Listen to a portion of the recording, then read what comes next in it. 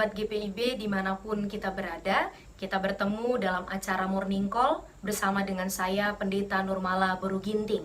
Untuk mengawali aktivitas kita pada hari ini, maka mari kita bersama-sama mendengarkan firman Tuhan sebagai pedoman kita untuk melakukan aktivitas pada hari ini. Kita akan bersama-sama mendengarkan firman Tuhan dari Ayub pasal 9 ayat 21 sampai ayat 28. Oleh karena itu, mari kita memohon bimbingan Roh Kudus agar kita dimampukan memahami firman-Nya. Mari berdoa. Kami mengucap syukur Bapa untuk setiap hembusan nafas yang sampai saat ini masih dapat kami nikmati. Dan kami mau mengawali setiap kegiatan kami pada hari ini dengan mendengarkan tuntunan daripada Tuhan saja lewat firman yang akan kami dengarkan bersama. Kiranya Roh Kudus menuntun, menerangi setiap hati dan pikiran kami, agar kami dimampukan memahami serta melakukan firman Tuhan sepanjang hari ini sebagai ungkapan syukur kami karena Tuhan terus memelihara kehidupan kami. Di dalam nama Tuhan Yesus Kristus kami berdoa. Amin. Mari kita membaca firman Tuhan dari Ayub 9 ayat 21 sampai 28. Ayub 9 ayat 21 sampai 28 yang menyatakan, "Aku tidak bersalah, aku tidak pedulikan diriku, aku tidak hiraukan hidupku, semuanya itu sama saja. Itulah sebabnya aku berkata, yang tidak bersalah dan yang bersalah, kedua-duanya dibinasakannya. Bila cemetinya membunuh dengan tiba-tiba, ia mengolok-olok keputusasaan orang yang tidak bersalah. Bumi telah diserahkan ke dalam tangan orang fasik, dan mata para hakimnya telah ditutupnya. Kalau bukan oleh dia, oleh siapa lagi? Hari-hariku berlalu lebih cepat daripada seorang pelari, lenyap tanpa melihat bahagia, meluncur lewat laksana perahu dari pandan seperti Raja Wali yang menyambar mangsanya. Bila aku berpikir, aku hendak melupakan keluh kesahku, mengubah air mukaku dan bergembira, maka takutlah aku kepada segala kesusahanku. Aku tahu bahwa engkau tidak akan menganggap aku tidak bersalah." Demikian pembacaan Alkitab. Terpujilah Kristus. Haleluya. Sahabat GPIB yang dikasihi oleh Tuhan Yesus Kristus, ketika kita sedang berada di dalam persoalan, di dalam pergumulan, di dalam penderitaan, apa yang kita harapkan dari Tuhan? Tentu kita berharap Tuhan segera memberikan jalan keluar untuk penyelesaian persoalan tersebut. Lalu apa yang kita harapkan dari orang-orang di sekitar kita?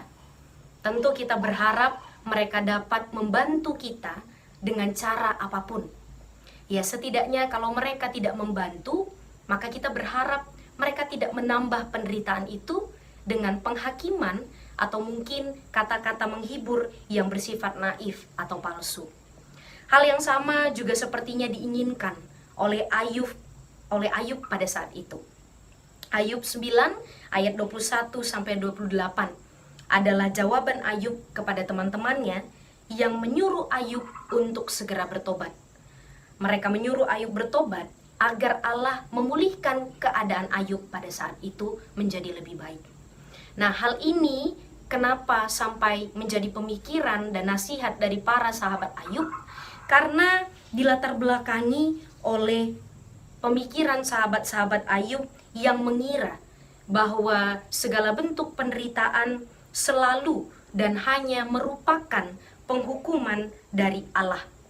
Sehingga Ayub dengan putus asa menegaskan pada ayat 21 bahwa ia tidak bersalah. Dan ia pun bingung harus bagaimana. Keputusasaan Ayub semakin terlihat ketika ia merasa bahwa meskipun dirinya tidak bersalah, tetapi sepertinya ia tidak akan pernah menang berdebat dengan Allah. Oleh karena itu, Ayub mengatakan, semuanya sama saja.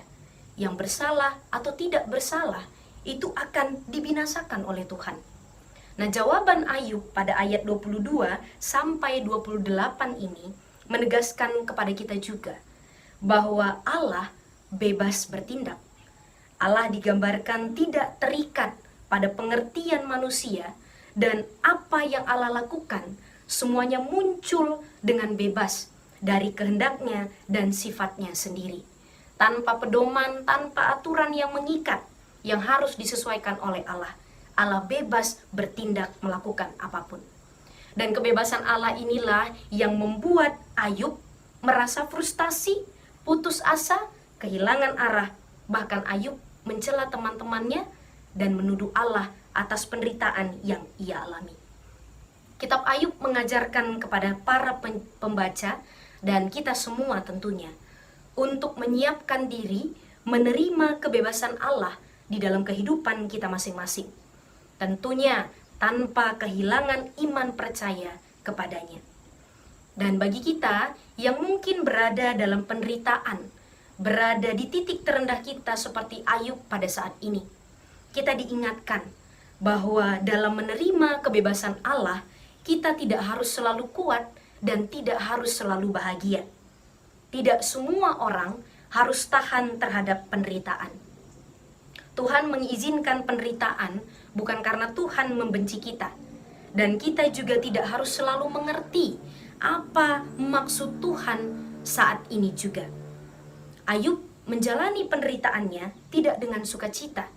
Dia juga tidak mengucap syukur. Tetapi ia justru berdebat dengan sahabat-sahabatnya. Dan ia berulang kali mengeluh kepada Allah atas penderitaan yang terjadi pada saat itu.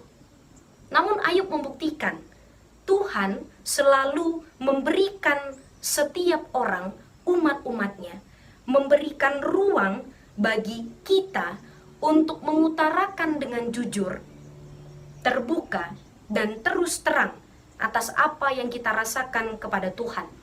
Mau itu rasa kecewa, mau itu rasa putus asa, kehilangan harapan, muak, atau kita jenuh, dan seluruh emosi yang kita rasakan. Tuhan memberikan ruang pada itu. Tuhan mengerti dan juga Tuhan menerima semua emosi yang kita rasakan. Dan Tuhan tidak pernah memaksa dan mendesak kita untuk selalu baik-baik saja.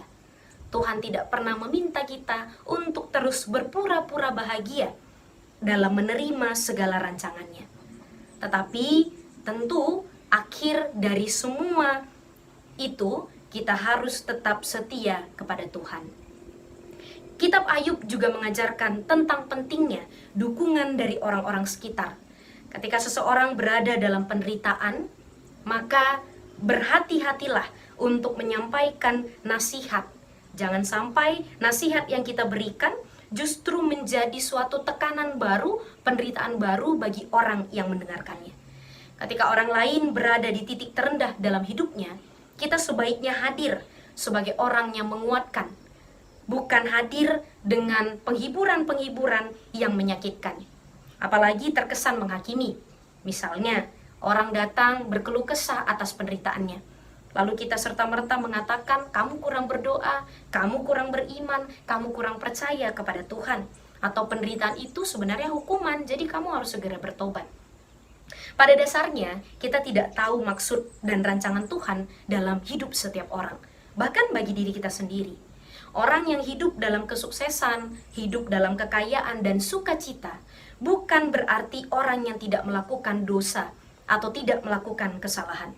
Orang yang terpuruk, orang yang miskin, orang yang putus asa dan kehilangan harapan, tidak juga mengartikan mereka yang paling tidak beriman dan paling berdosa.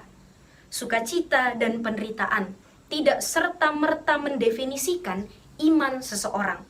Semuanya sama saja. Baik atau jahatnya seseorang tidak mempengaruhi rencana Tuhan atas dirinya. Mari kita lebih memahami orang-orang di sekitar kita yang hidupnya seperti Ayub. Karena berada dalam penderitaan saja, orang sudah sedih, frustasi, menyakitkan, bahkan mungkin mereka kehilangan harapan. Setidaknya ketika mereka datang kepada kita, kita hadir memberikan sedikit rasa aman dan nyaman bagi mereka yang putus asa, depresi, kehilangan pengharapan, memiliki kecemasan yang berlebihan, atau bahkan memiliki pikiran-pikiran buruk dalam hidupnya. Dan biarlah kehadiran kita memberikan sedikit kelegaan bagi mereka yang berada di titik terendah dalam kehidupan mereka. Agar orang-orang yang demikian dapat terus berjalan di tengah kegelapan yang menyelimuti mereka. dan orang-orang tersebut dapat terus mempertahankan iman mereka kepada Tuhan. Tuhan memampukan kita semua menjadi saluran berkat bagi orang lain. Amin. Mari kita bersatu di dalam doa.